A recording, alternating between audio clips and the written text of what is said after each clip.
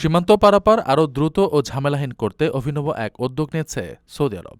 দেশটির অন্যতম ব্যস্ত সীমান্ত পথ কিং ফাহাদ কজওয়েতে পাসপোর্ট অধিদপ্তরের কর্মীদের চলাচলের জন্য যুক্ত করা হয়েছে বৈদ্যুতিক স্কুটার বা ই স্কুটার। যাত্রীদের ভোগান্তি কমানোর পাশাপাশি ইমিগ্রেশন সেবায় গতি আনতেই এই পদক্ষেপ নেওয়া হয়েছে।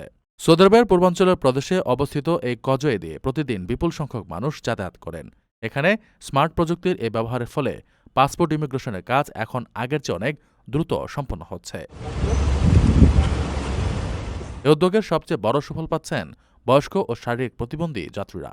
স্কুটারের সাহায্যে কর্মীরা চোখের পলকে তাদের কাছে পৌঁছে প্রয়োজনীয় আইনি প্রক্রিয়া ও সহায়তা দিতে পারছেন। যানবাহনের বাড়তি চাপ সামলাতেও এই স্কুটার দারুণ কাজে দিচ্ছে। কজের বিভিন্ন লেন ও চেকপোস্টগুলোতে কর্মীদের দ্রুত নজরদারির ফলে যানজট কমে আসছে এবং শৃঙ্খলা বজায় থাকছে।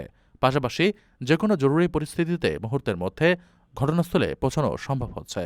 সীমান্ত ব্যবস্থাপনাকে আধুনিক ও বিশ্বমানের করতে আগামীতে সৌদি আরবের সব বন্দর ও ক্রসিংয়ে এই বৈদ্যুতিক স্কুটার চালুর পরিকল্পনা করছে দেশটির প্রশাসন। প্রবাসীদের জন্য নির্মাণ হচ্ছে দেশের প্রথম স্মার্ট সিটি, যেখানে থাকছে স্কুল, মসজিদ, হাসপাতাল, সুইমিং পুল, হেলিপ্যাড, পাঠাগার, জিম, সুপারমার্কেট, শিশু পার্ক সহ সকল নাগরিক সুবিধা। মাত্র ৩০ লাখ টাকা বিনিয়োগে মিলছে আকর্ষণীয় ফ্ল্যাট। প্লাটিনাম ইনভেস্টরদের জন্য ঢাকা বিমানবন্দরে ভিআইপি প্রোটোকল সুবিধা। বিস্তারিত জানতে যোগাযোগ করুন স্ক্রিনে দেয়া হোয়াটসঅ্যাপ অথবা ইমো নাম্বারে।